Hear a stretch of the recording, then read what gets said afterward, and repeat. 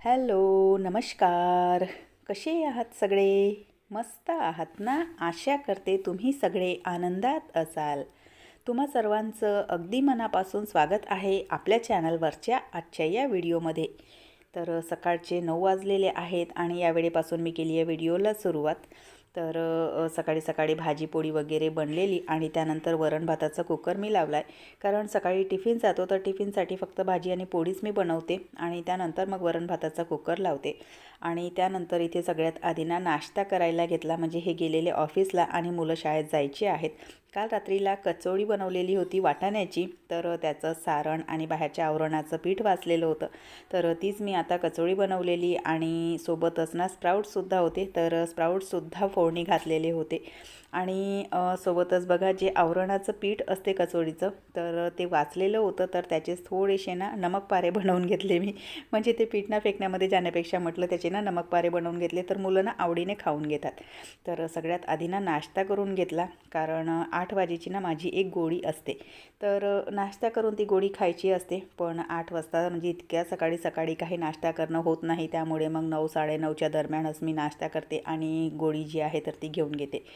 तर नाश्ता वगैरे आटोपला आणि त्यानंतर मग मी केली आहे माझ्या घरातील कामांना सुरुवात. म्हणजे सकाळी सकाळी जे कामं असतात तर ते मेन कामं नसतात, फक्त टिफिनचे असतात. म्हणजे टिफिनसाठी जो काही स्वयंपाक वगैरे लागतो तर तो बनवणं.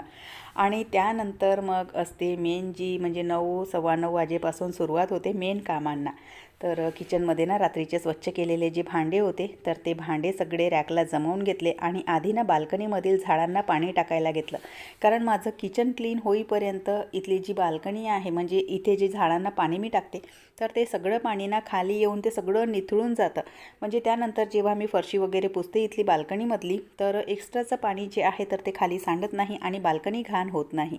त्यामुळे मग किचन वगैरे, म्हणजे किचनचं काम करायचं आहे त्याआधी बाल्कनीमध्ये मी सगळ्या झाडांना पाणी घालून घेते. म्हणजे एक्स्ट्राचे जे काही पाणी आहे तर ते निघून जाते. किचनमध्ये नाश्त्याचे आणि सकाळच्या स्वयंपाकाचे सगळे असे भांडे पडलेले होते, तर ते सगळे क्लीन केले. आणि त्यानंतर पाण्याचा हंडा आणि स्वयंपाकाच्या पाण्यासाठी एक ही छोटीशी बकेट मी भरून ठेवते, तर ते सुद्धा स्वच्छ करून घेतलं. आणि आजच्या कामाचं जे रुटीन आहे तर ते म्हणजे थोडंसं वेगळं आहे. आजचं रुटीन थोडंसं हेक्टिक आहे आणि जो दिवस आहे तर तो थोडासा बिझी आहे. तर इथे सगळे, म्हणजे जो हंडा होता आणि पाण्याची बकेट होती तर ती घासून घेतली आणि इथे स्वच्छ म्हणजे धुवून त्याला भरून ठेवलं. कारण बघा पाण्याचं काही म्हणजे खरं नसतं पाण्याचं.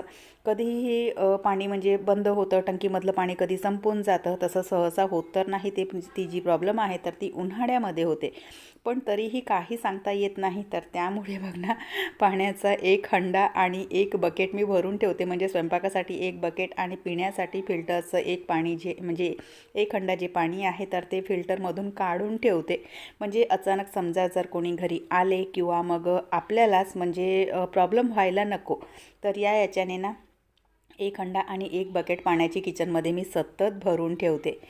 त्यानंतर मग इथली जी बाल्कनी आहे तर ती स्वच्छ पुसून घेतली. बाल्कनी जी आहे तर ती हातानेच पुसावी लागते. इथे बघू शकत असाल तुम्ही खूप सारे झाडं आहेत, तर त्यामुळे इथे मोपिंग बास्केटने तुम्ही कितीही म्हणाल, कितीही प्रयत्न कराल तरी मोपिंग बास्केटने ही बाल्कनी स्वच्छ होत नाही. त्यामुळे मग जी सगळी बाल्कनी आहे तर ती मी हातानेच पुसून घेते. आणि जेव्हा बघा आपण घरामध्ये फरशी वगैरे पुसतो, पोछा लावतो, तर त्यावेळेला बाल्कन्या जर घाण असतील तर तेच पाय पुन्हा घरामध्ये येतात आणि आपलं घर घाण होतं. तर त्यामुळे रोजच्या रोज बाल्कन्यासुद्धा मी स्वच्छ करून घेते. किट्टूच्या शाळेमध्ये आज स्काउट गाईडचा युनिफॉर्म घालून जायचा होता आणि तिचा जो स्काउट गाईडचा बेल्ट आहे तर तो तुटला तिच्याकडून. म्हणजे आता थोड्या वेळच्या आधी सानूसोबत जाऊन तिने हा बेल्ट आणला दुकानामधून आणि लगेचच्या लगेच तिने तो तोडला. तर बघा मुलं कधी कधी असे कारभार करत असतात. तर म्हटलं आता माझ्याकडे तर तेवढा वेळ नाही आहे दुकानामध्ये जाण्यालायक, कारण सानू गेलेली शाळेला आणि आज खूप दिवसाच्या नंतर म्हणजे सानूला सुट्ट्याच चालू होत्या. तर सकाळचा म्हणजे झाडू पोछा वगैरे करण्यामध्ये मदत करायची ती, किंवा मग थोडीफार डस्टिंग वगैरे करून द्यायची. तर आज तीसुद्धा शाळेत गेली, तर त्यामुळे सगळ्या कामाचा जो प्रेशर आहे तर तो एकटीवर आलेला. तर त्यामुळे जे रुटीन आहे तर म्हणजे कदाचित त्यामुळे सुद्धा थोडंसं जे रुटीन आहे तर ते हेक्टिक झालेलं असावं. तर लगेच किट्टूची तयारी करून दिली आणि त्यानंतर बाहेर आणि जी ही बेड वगैरे आहे तर ते सगळे मी स्वच्छ करून घेतले, कारण झाडत काढायचं होतं आणि फरशी पुसायची होती. तर झाडत काढायच्या आधी, फरशी पुसायच्या आधी ना सगळे बेड सोफे वगैरे झटकून घेते. कारण बघा जेव्हा घरामध्ये ना लहान मुलं असतात तर त्यावेळेला ना ते काय ना काय सांडवतात किंवा मग धूळ वगैरे बसलेली असते. तर त्यामुळे रोजच्या रोज ना मला सवय आहे की झाडत काढायच्या आधी किंवा फरशी पुसायच्या आधी बेड सोफे वगैरे सगळे झटकून घेते. दोनही डस्टबिनना खूप ओव्हरलोड झालेल्या होत्या. तर डस्टबिन खाली पार्किंगला ना मोठी एक डस्टबिन ठेवलेली असते. तर तिथे नेऊन सगळे ते जो काही किरकचरा आहे तर तो टाकतात आणि मग कचरेवाल्याची गाडी येते तर तो त्यामध्ये सगळं खाली करून घेतो. तर ते सगळं पार्किंगला खाली करून आली आणि म्हटलं फरशी पुसायच्या आधी ना कपडे मशीनला लावून घेते. पण त्याआधी ना काही ना यांचे ड्युटीचे कपडे होते. तर त्यांना ना थोडासा ब्रश मारावा लागतो. कारण मशीनमध्ये ना पाहिजे तेवढं व्यवस्थित काही स्वच्छ होत नाही.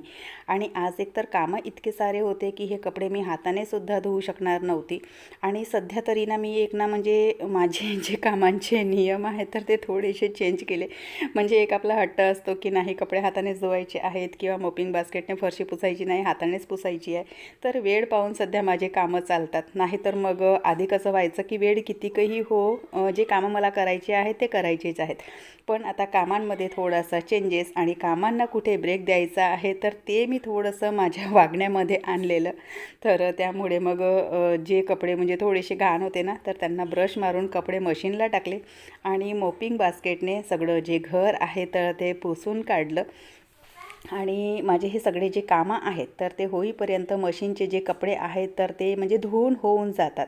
तर तेवढीच बघा आपलीसुद्धा मेहनत वाचून जाते. मशीन जी आहे ती सेमी ऑटोमॅटिक आहे. वारंवार जाऊन त्यातलं पाणी चेंज करावं लागतं, पुन्हा पाणी भरावं लागतं. पण काम करता करता हे सगळं जे आहे ते मॅनेज होऊन जातं. फरशी पुसून झाल्याच्या नंतर मागे जो वरांडा आहे म्हणजे मागे जो वॉशिंग एरिया आहे तर तो सुद्धा मी ना पूर्ण स्वच्छ धुवून घेते. कारण तिथले पुन्हा आणखी घाण पाय घरामध्ये येतात आणि पूर्ण फरशी जी आहे ती खराब होते. तर म्हणून मग फरशी पुसून झाली की मागची जी बाल्कनी आहे तर ती वगैरे ना सगळी स्वच्छ करून घेते. दोनही बाथरूम ना खूप खराब झालेले होते. तर म्हणून मग दोनही बाथरूमसुद्धा मी आज स्वच्छ करायला घेतले. म्हणजे टॉयलेट स्वच्छ केलेलं नाही, फक्त बाथरूम स्वच्छ करायला घेतले. तशी रोजच्या रोज ना मला सवय आहे आंघोळीच्या आधी ना बाथरूम मी स्वच्छ करून घेते. पण बाथरूमला थोडेसे जास्त खराब झाले होते त्यामुळे बाथरूमांची ना थोडीशी जास्त डीप क्लिनिंग आज झालेली. म्हणजे नळं वगैरे ना त्यावर पाण्याचे डागं पडलेले होते. आणि आमच्या इथलं जे पाणी आहे ना तर ते इतकं क्षारयुक्त पाणी आहे.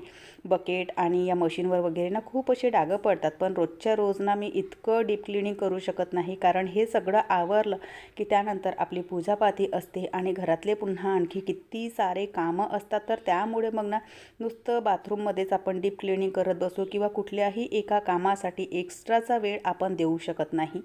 तर त्यामुळे ना म्हणजे कामांची जी लिमिट आहे तर ती एका वेळेपर्यंतच मी म्हणजे ठेवते. कारण एकाच कामाच्या मागे आपण लागलो तर आपलं सगळं अख्खचे जे रुटीन आहे तर ते सगळं खराब होतं.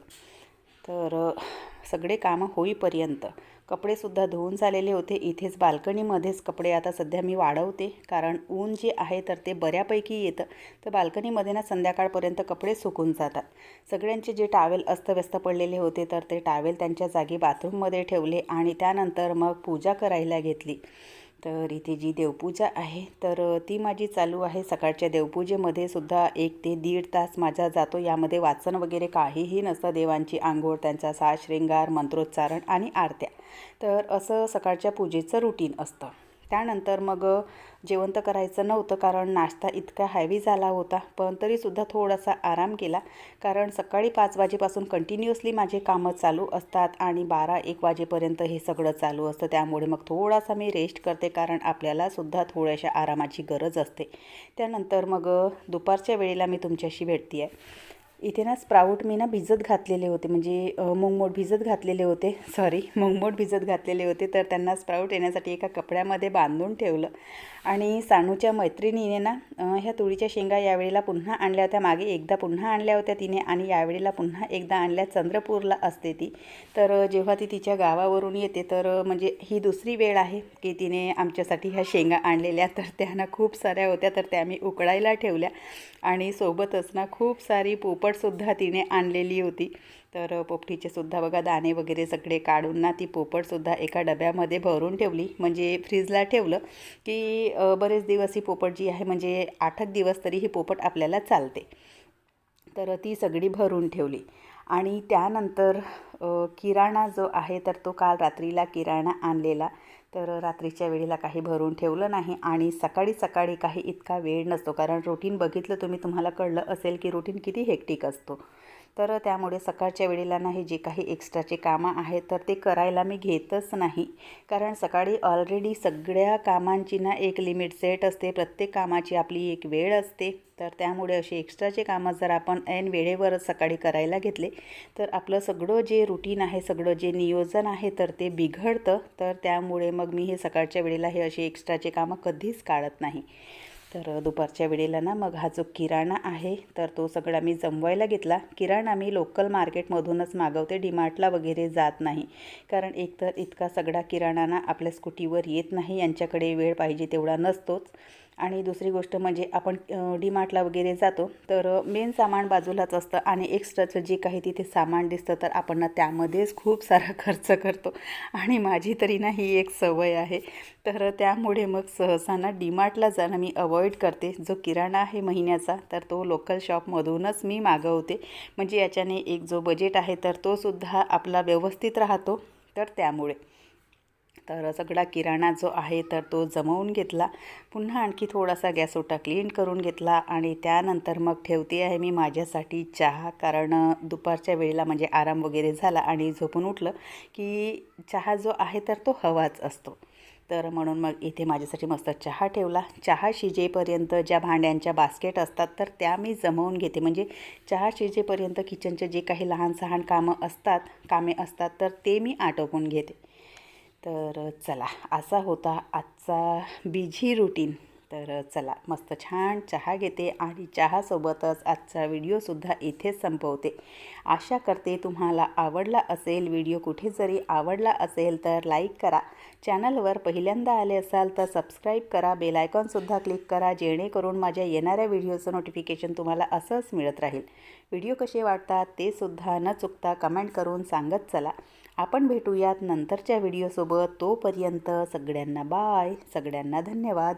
हर हर महादेव.